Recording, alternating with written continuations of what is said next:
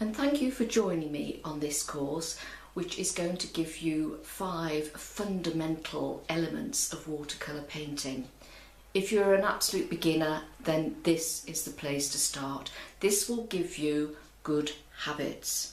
If you've been painting for a while but think, oh gosh, my work doesn't seem to be moving on, then again, this will point you in the right direction. I'm Nicola and I've been teaching painting, watercolour painting, all sorts for many years, and I've been doing a lot of courses on Udemy. And I've noticed there are basically, it boils down to 5 elements that can really lift your work, and these are going to be covered in this course. That's composition, harmony, concerning your colours, the ability to make alterations, simple perspective, and looking at shadows and shading. Every time I'm with a student, in reality, I find that when they're stuck, they say, what's wrong with it? And it's usually one of those 5 things. So this is what you're going to be covering.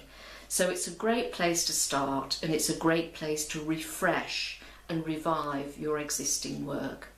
My teaching style is very friendly and relaxed, and my videos are quite homemade. You're just looking over my shoulder and seeing me as I actually address each of these issues.